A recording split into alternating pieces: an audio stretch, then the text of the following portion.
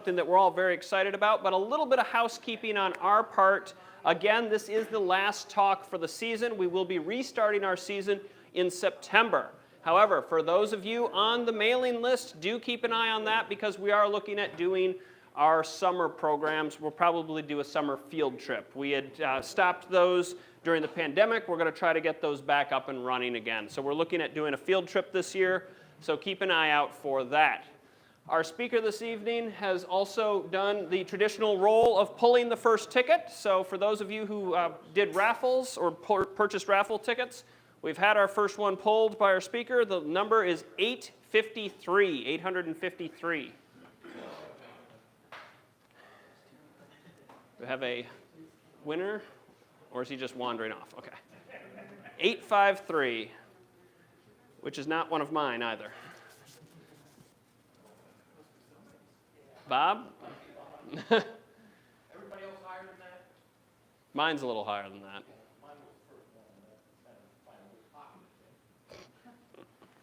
I'm going to give you a going once, going twice here, Bob.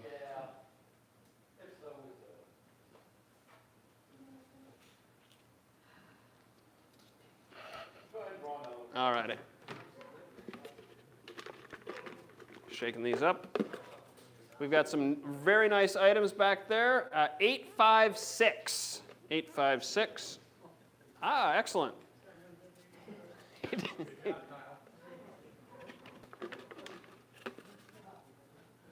870. There we go. I'm hitting all around yours. 857. That is one of mine, actually. I am actually the one who donated those books, so we're good. What, you don't want it back? 861. No, they're good ones, but the one I was interested in getting back went away. Excellent. Good. Very good. Ken, how many? One more. All right. You're going to... Okay. 864 to finish it off.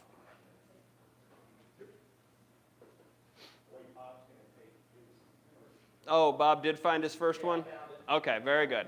We're going to leave it at that then. Yep, that's fine. All right.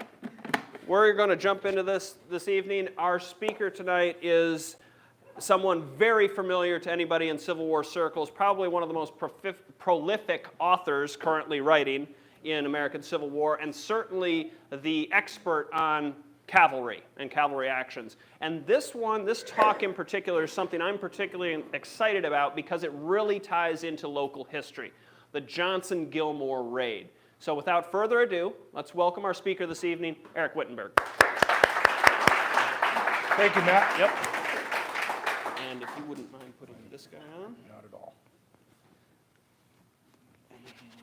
The clickers here before? Yeah, perfect. I have that same one. Me too. Well, first and foremost, it's a pleasure to be here. This is, I think, the third time I've had the privilege of speaking in this museum, and it's always a great place to visit, and I appreciate the hospitality. Frederick's always a good town, and we just had an excellent meal up the street, so if I fall asleep, you'll understand why.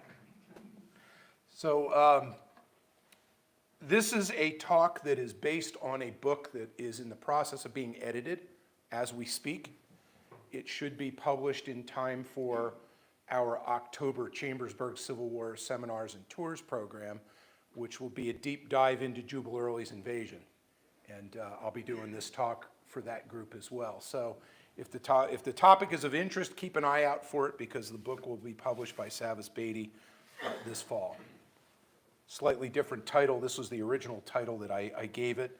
Ted didn't like the title because he didn't like the Destined to Fail.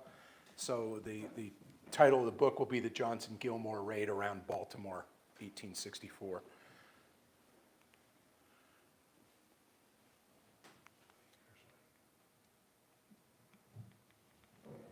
Where is the, Matt, this is not working. Oh, is it turned on? That's a good question. Yep, there we go.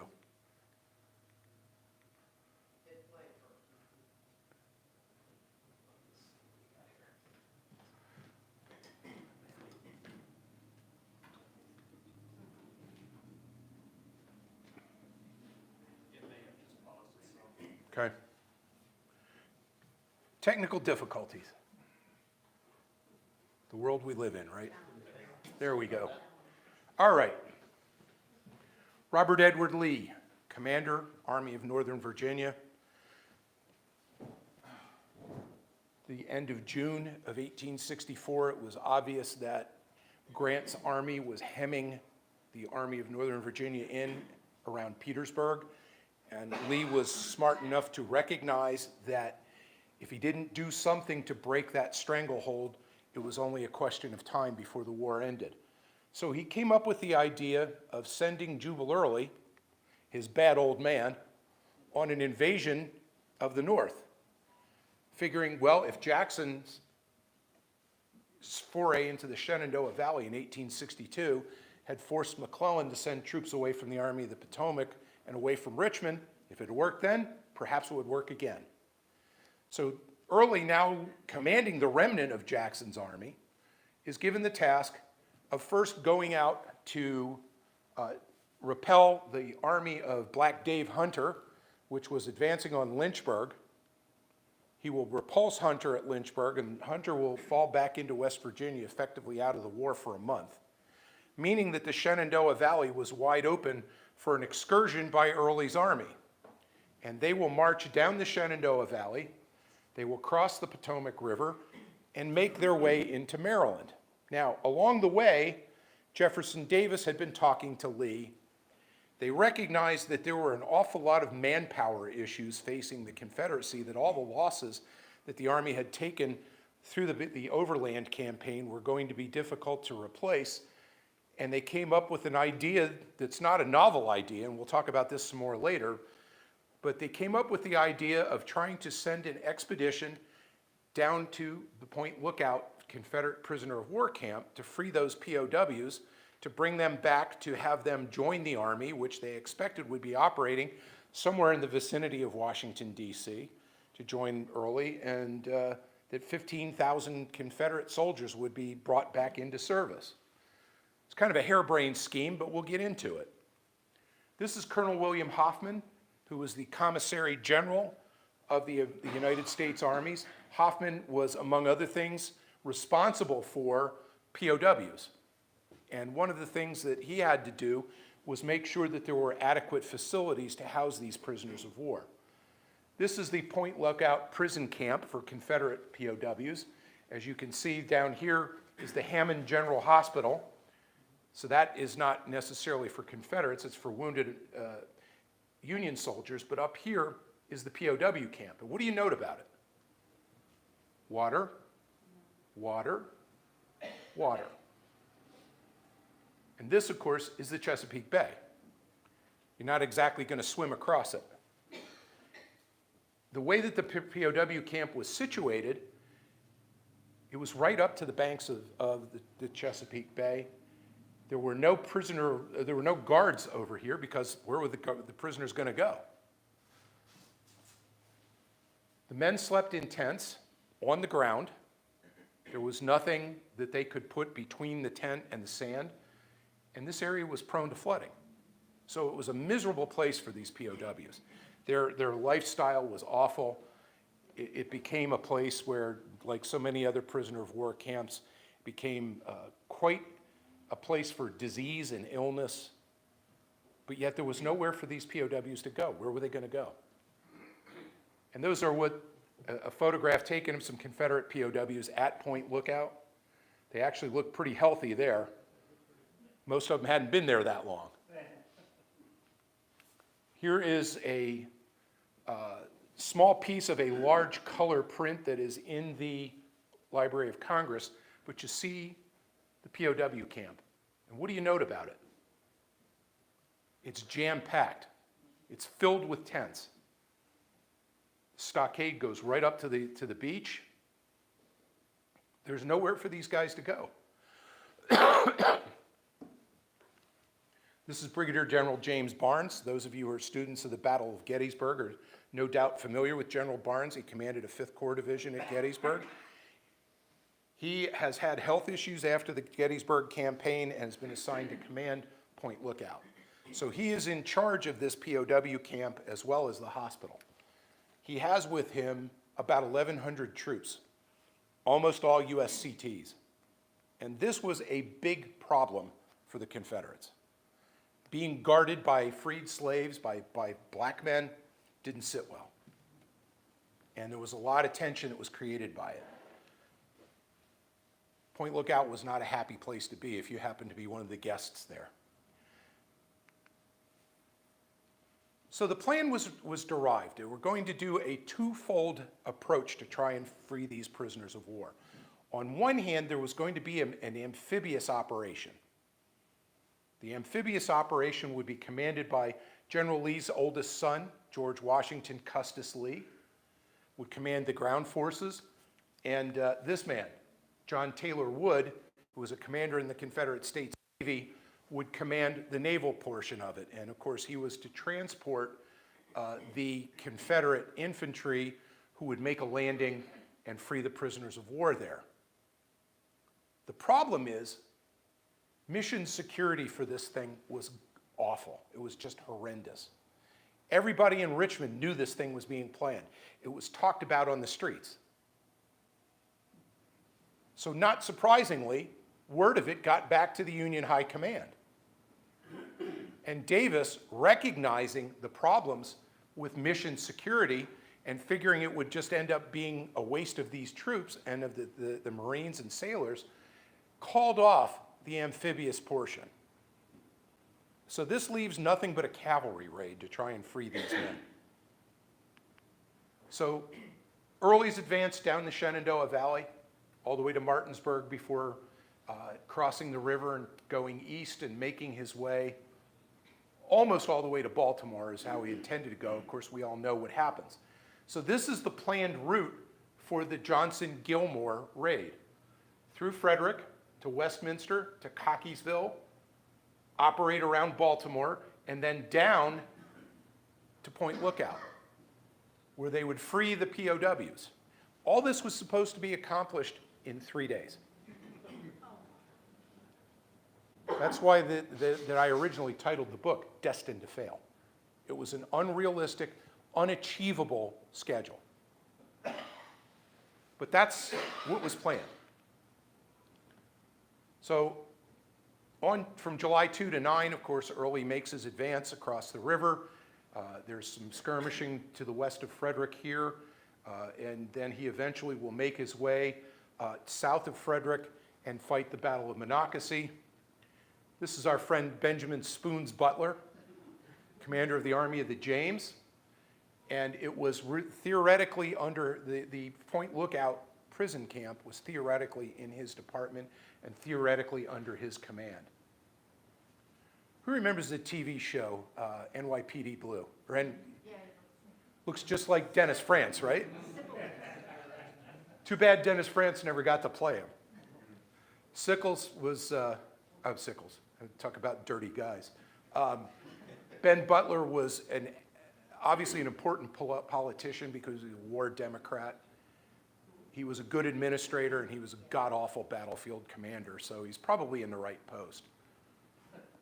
So the task of leading the cavalry raid is going to fall on a Frederick, Maryland native, Bradley Tyler Johnson, who's a lawyer here in Frederick before the war.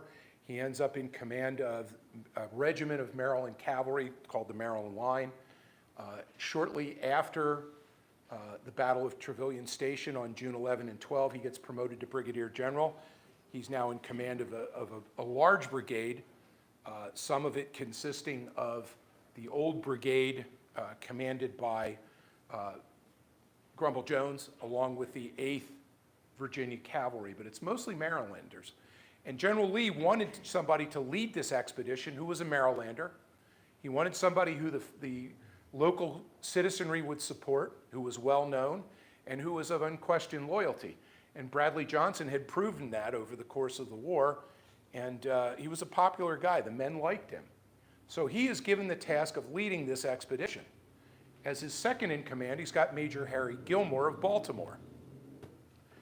Gilmore's an interesting guy. Of course, after the war, he ends up being the chief of police in Baltimore, of all things. Gilmore is one of those fellows who was sort of a knight of romance kind of guy. He was always looking for opportunities to go off and joyride a bit. And he will have with him the 2nd Maryland Cavalry. So this expedition of Confederate cavalry is going to consist of approximately 1,100 or 1,200 men. On the 10th of, or actually on the 9th of July, it becomes obvious that the Confederates are heading straight for Frederick. Lew Wallace, who is in command of the Union forces that will fight at the Battle of Monocacy, who was assigned to the Middle Military Division, will of course end up fighting a fight here, sending for support, and of course James Ricketts' division of the 6th Corps will arrive just in time to allow Wallace to hold off the Confederates on the July 10 Battle of Monocacy. Just to digress for a moment, your president, Matt Borders, I'm sure you all know, is a ranger at Monocacy, and they're doing a great job at that park, and it's in part due to Matt and support what they're doing there. If you haven't spent time on that battlefield, it's one of my favorites. There's great walking trails, and it's completely pristine for the most part. Matt, you guys are doing a great job down there. So while this is going on, as the Confederates are advancing on the 9th of July, is when the Johnson-Gilmore expedition leaves. They see the opening shots of the battle, and they then head off on their expedition. That means that Early's got with him, in the way of cavalry, the mounted infantry of John McCausland's brigade, and that's all he's got in the way of cavalry, because the rest of his command's cavalry is now going off on this expedition. So this will be problematic for Early, simply because he doesn't have the proper manpower to scout in front of him. But be that as it may, it's an important thing. Quick digression. You see down here on the map, the 8th Illinois Cavalry. There's a detachment of it. The 8th Illinois are the troopers who fight the Battle of West Frederick the day before on July 8th. They're the only unit that I can find that fired the opening shots of 3 major battles. They fired the opening shots of the 7 Days at Mechanicsville in '62. They fired the opening shots of the Battle of Gettysburg, and they fired the opening shots here at Monocacy. I have never, in all my years of studying the Civil War, found another regiment that could make that claim. So this is Johnson's ride as it actually played out. Now keep in mind, he's got 3 days from the time he leaves on July 9 to get down here to Point Lookout. Further south, yeah, I'm sorry, down here. But it's just not a viable option. They've got too much ground to cover, they have inadequate horse flesh, and they're going to end up having resistance. So even though he came up with this ambitious plan to swap out horses along the route from friendly Marylanders in order to keep his horses moving, there just simply is not enough time. They'll make it as far as Cockeysville before they're given orders to break off and come back and join Early's army. And then this is Gilmore's ride. And we'll see more about this later. I'm going to come back to this when we hit it. But this is Johnson's visit to New Windsor in Maryland. They will help themselves to whatever they can find in town, which of course only slows down their advance and throws their schedule even further off. But this is a nice depiction of their visit to New Windsor along the way. At one point, when they get to Cockeysville, they're going to find a place where they make ice cream. And many of these Confederate soldiers had never seen ice cream. So they stop and help themselves. And there's lots of stories of them filling their hats with this stuff and eating it. They didn't know what it was. They called it frozen beer. Many of them discovered what we today know as a brain freeze along the way. And it threw off the schedule even further, but it was quite a treat for guys who'd never seen such a thing before. So they will end up being ordered to go back and join the Army, where they will catch up with the Army down here in this area, headed toward the Agricultural College of Maryland, today known as the University of Maryland. So we'll pick that up later.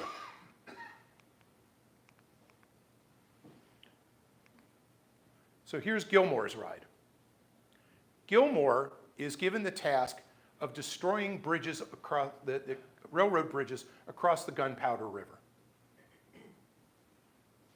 And they are going to end up making it up here to Magnolia Station, which they will destroy, before heading to Towson.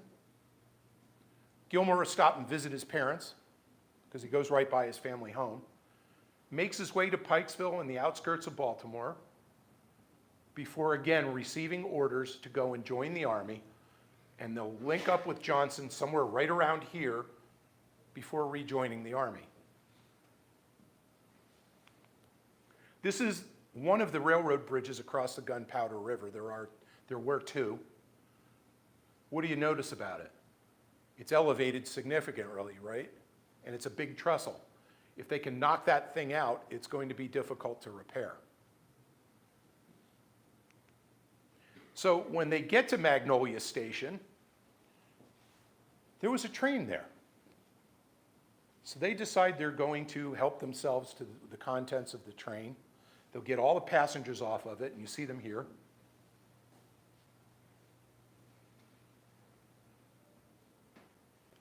And what they don't realize right away, until somebody figures it out, is that there's a Union Major General on that train, William B. Franklin. Those of you who have studied the Maryland campaign of 1862 are certainly familiar with General Franklin, and in particular his role at the Battle of South Mountain. He's been wounded in battle and is on his way home to York, Pennsylvania. Gilmore finds out that he's on the train, so he sends his troopers through the train looking for him, and when they don't find him right away, they start making threats. So Franklin steps forward and says, "I'm General Franklin." So they load him into a cart, because he's been wounded in the leg and he can't walk very well. And they start carrying him and a couple other important people off, figuring he'll make a great bargaining chip to exchange for somebody at some point.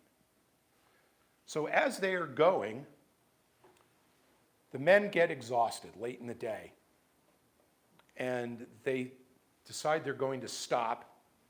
Franklin's leaning against this fence, and his Confederate guards all fall asleep. None of them are awake. So he sees his opportunity, and he makes his escape by climbing over the fence. It's pitch dark. He can't walk very fast because he's had this bad leg wound. So he ends up finding a place to hide. And he'll hide there all day, the following day, in these woods, in this thicket, until after the Confederates have passed. And then he'll come out and walk at night. And finally, the next day, he finds some local farmers who greet him because they're friendly Union men. So he makes his way home to York.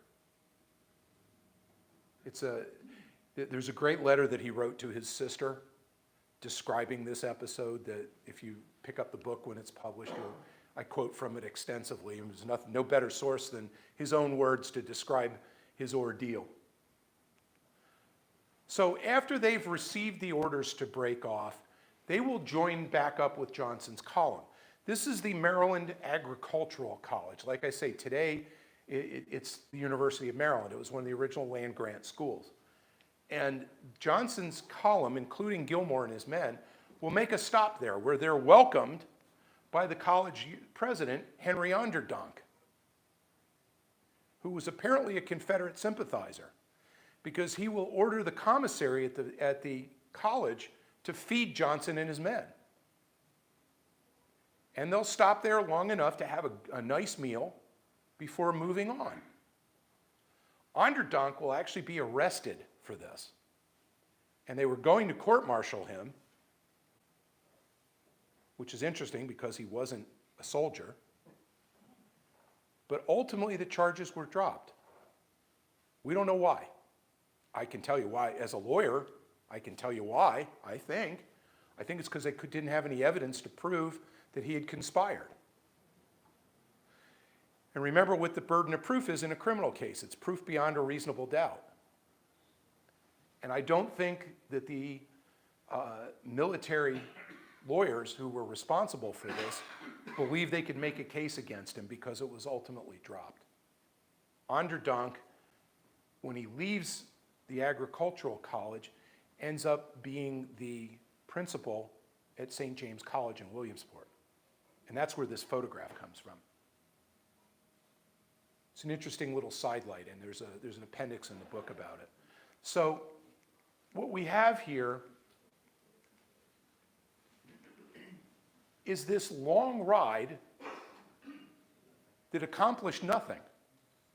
It was destined to fail. It was destined to fail logistically. It was destined to fail because of the timeline, and it was destined to fail because it was just overly ambitious. What were you going to do with 15,000 sickly men without a ship to transport them? Was it realistically to expect them to march overland to go join Early's army? It most assuredly was not. So about the only thing that got accomplished was the destruction of the train at Magnolia Station and the burning of the Gunpowder River bridges, which were back in full function within a couple of weeks.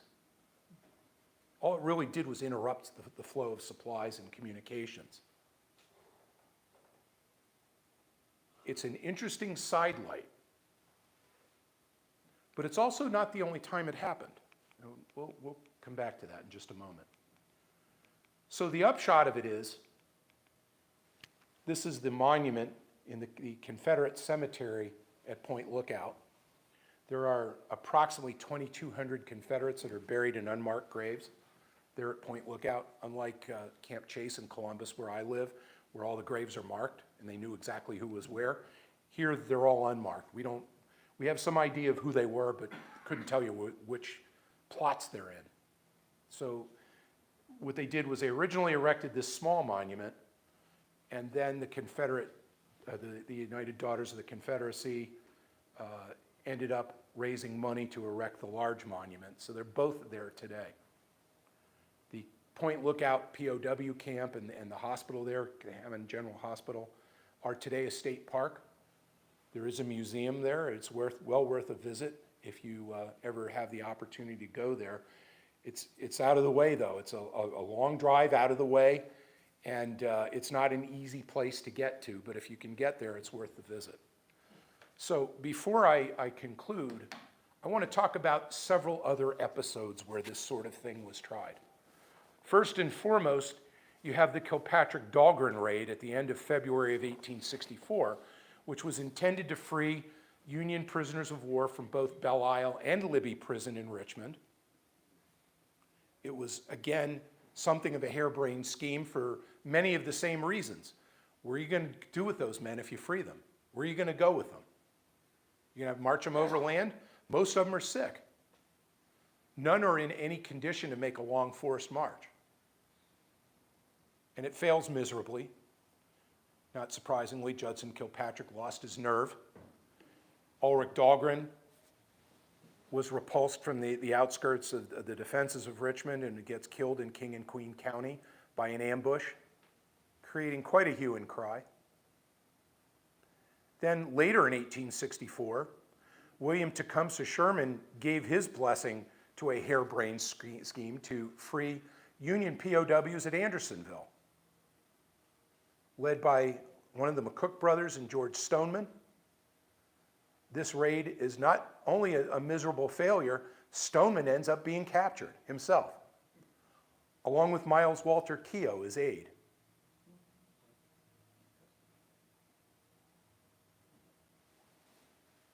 There's also an episode in World War II. Anybody familiar with it? Bob's right. Patton wanted to free his Son-in-law. George Patton's son-in-law, who was a major in the Army, had been captured in North Africa, or Sicily, I don't remember exactly where. Captured in North Africa in 1943 and had been a German POW since then. And he ordered Task Force Baum, it was called, led by a man named Abraham Baum, a Jew from New York City. So imagine if the Germans had caught him with armor to go try and free the POWs, and specifically to free Patton's son-in-law, Major Waters. And it was no more successful than these Civil War raids and attempts were. It was less successful. They didn't make it. That's exactly right. Baum and his whole task force ended up being captured. They surrendered. Ran out of gas, they ran out of ammunition, far behind enemy lines without much choice. The only thing they had going for them was there was only a few weeks left of the war at that point. And had Patton waited another 3 weeks or so, the Germans surrendered and his son-in-law was freed. So we have the old saw, thanks to Georges Santayana, the French philosopher. Those who fail to learn the lessons of history are destined to repeat them. And in this instance, history repeated itself multiple times. All well-intended, all for good reasons. But you know what they say the road to hell is paved with, right?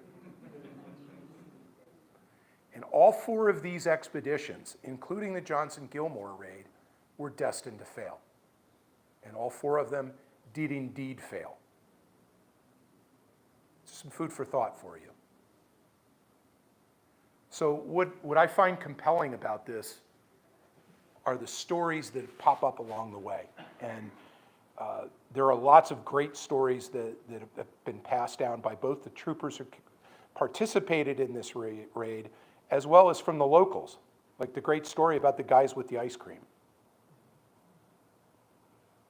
So if those kind of human interest stories interest you, and nobody's better at telling them than my friend Scott Mingus over there,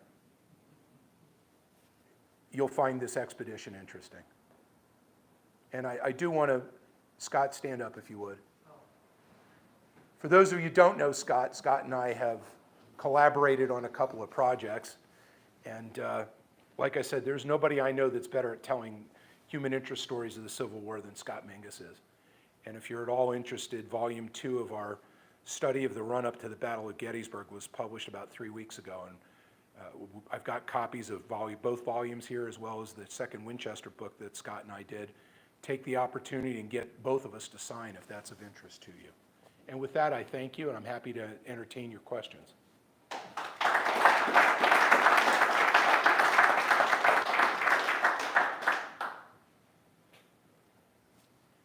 So, by sending off Bradley Johnson, did that have any negative effect for Early in terms of the Monocacy battle, since he knew all the fords, all the crossings, and McCausland Did not. did not? It absolutely did. And you see it again and again in the Civil War. And let's digress for just a moment. The traditional role of cavalry, scouting, screening, and reconnaissance. Now, it eventually evolves into more than that.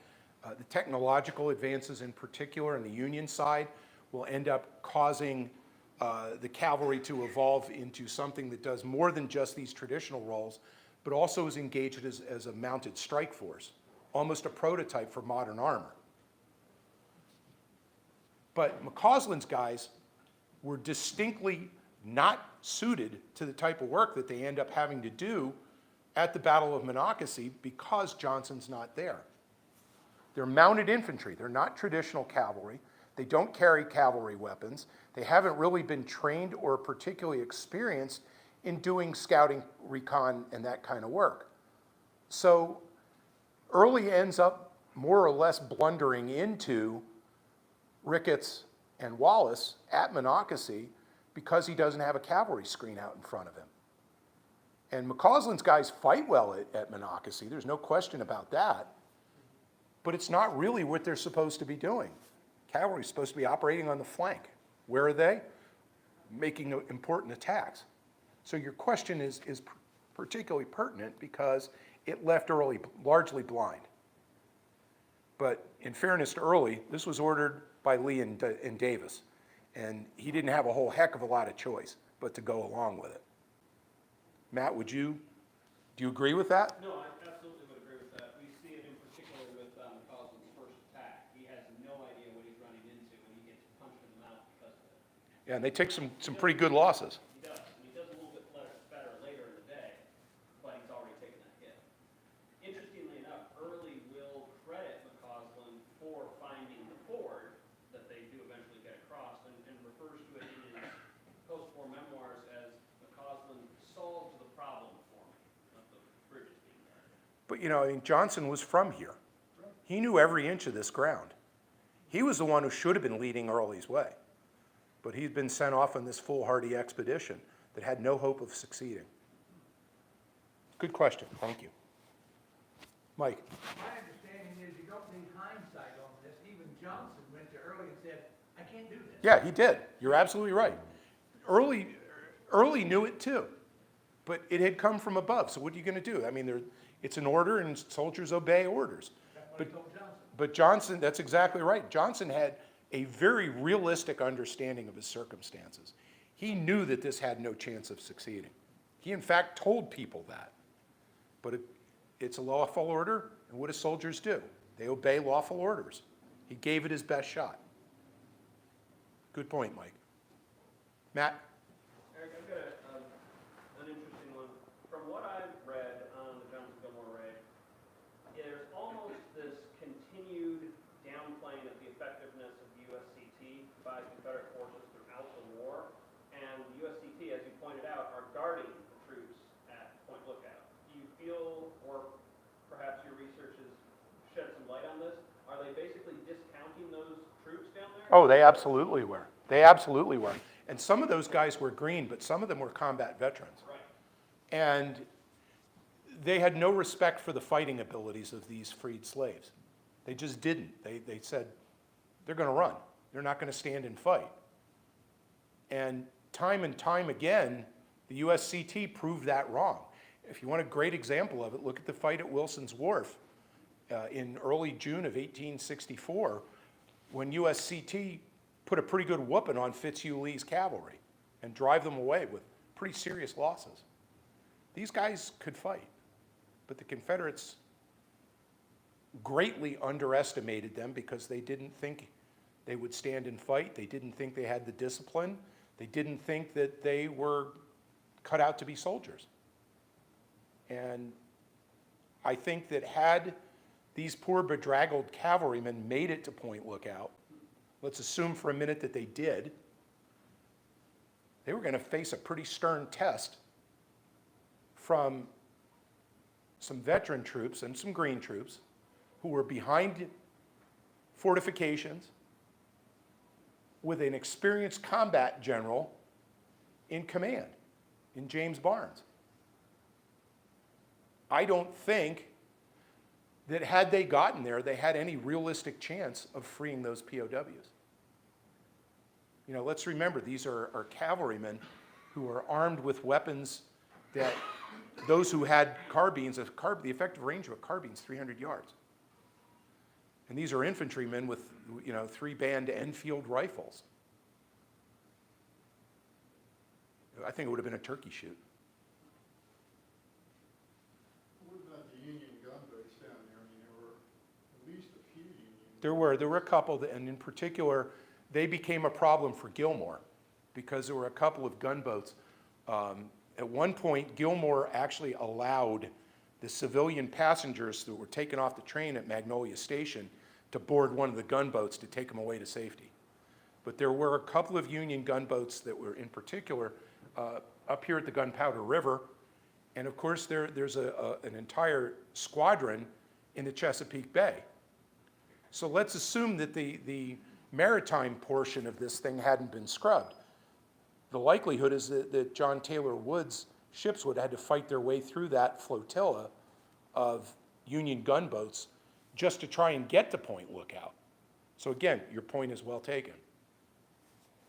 I know you said they scrubbed the maritime portion, but did they also plan to have a small boat with arms to be delivered? They did. They did. Yeah, one of the ships that was going to make this excursion was going to be loaded with rifles to give to these guys.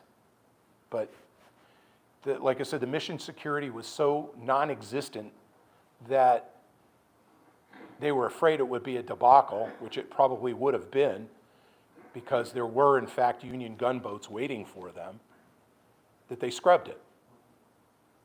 So it brings me back to my original point, which is let's just assume for the sake of conversation that Johnson had gotten there and he had somehow forced his way past the USCT defenders and freed these guys. What are you going to do with them? They don't have weapons. They're sickly. They don't have adequate rations. And you're supposed to march from all the way down there at Point Lookout to the area around Silver Spring, Maryland? Give me a break. Tom. Since you have the map up, I can't resist, but about 10 miles north of Cockeysville there, Yep. there's a bridge up the Northern Central Railroad over the Gunpowder Falls. I grew up 200 yards from that bridge, Did you really? with lots of people named Cockey, as a matter of fact. I'm sure. The hayfield. And were they? And by the way, Joe Harsh used to say that no two historical situations are exactly the same. So history doesn't repeat itself, but historians constantly repeat themselves. That's true too. Especially long-winded ones like lawyers like me, right? Phil. So, kind of play the what if game. Do you think that, I know that Johnson, a soldier, he has to follow orders. Do you think the reason that he's not able to defend the village is that he knows it's a futile order and he's dragging his feet? I don't think so. He actually did his level best to accomplish the goal. That's why he worked this network in the local community to try and make sure that he could swap out horses along the way so they would be constantly on the move. I don't think he dallied at all. I think he made a good faith effort to try and fulfill his orders, but he recognized they weren't fulfillable. Bob. The U.S. colored troops down at Point Lookout, do you think that the federal government put them there just to purposely eat into the egos and such of the Confederate prisoners? Or was it just that they were considered by the powers that be second-rate troops and only good for guarding prisoners? I think there's probably some element of the former, but I think it's primarily the latter. Some of the guys, as I said, were completely green, and they had no combat experience. By putting them there, it frees up veteran white soldiers to go out and fight. And I think that's the primary reason, but not the only reason. In the back. Are you familiar, what did Bradley Johnson after the war, lawyer? He came back here to this area and practiced law right here in Frederick. Spent the rest of his life here. Pretty prominent attorney in the local community. Did Johnson make it all the way to Upper Marlboro? So Johnson made it as far as Westminster. He goes from New Windsor to Westminster to Reisterstown to Cockeysville, and then they get the order to come back and join the Army. Okay. And they got that order from Early? Yeah, it came from Early. And now, where did he hook back up with Early at? They hook up with Early somewhere around here. So he follows Early back out into the valley? Yep, sure does. So the loss of security with the secret enrichment seems to be one of a number of, the Special Order 191 is another example where the Confederates stole data. And I'm curious if that's something that... Also Frederick related. Yeah. And I'm curious if that played asymmetrically the Confederates more than the Union, or if the Union had similar problems.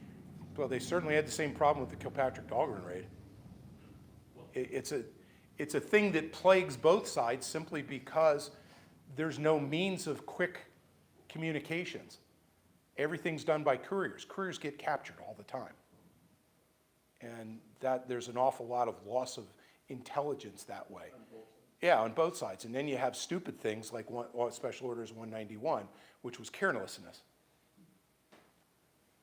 I was just going to comment that there were lots of spies on both sides. Yeah, that's absolutely the case. Richmond and Washington were full of spies. Yeah, I mean, the most famous of the Richmond spies, of course, was Crazy Bet Van Loo, who persuaded people that she was insane because she'd walk around muttering to herself and acting weirdly, and she was as crazy as a fox. She was, and it was actually her that was one of the triggers for the Kilpatrick Dahlgren raid, and she ultimately arranged for the rescue of Ulrich Dahlgren's body. Crazy like a fox. You had another question? Yeah, I had another question. Was the reason Early sent that order because he stalled outside of DC? Mm-hmm. And he realized he had to get out of there, so he called him He back? called them back so that they wouldn't get cut off. Did he call Gilmore back too? Well, Gilmore had already joined back up with Johnson by then, Okay. so they all went. No. I've always wondered about the name Gunpowder River. Was it named, do you know if it was named by some previous skirmish? No, it was named because they, saltpeter. There was saltpeter mines along there, hence the name Gunpowder River. Couldn't think of the name saltpeter for a second there. Started thinking about remember the musical 1776? That's what popped into my head. Anybody else? Well, thanks again for having me. And I hope you enjoyed it.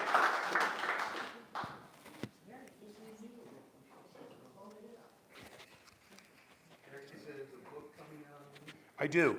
It's in the process of being edited as we speak. I'm told, I'm supposed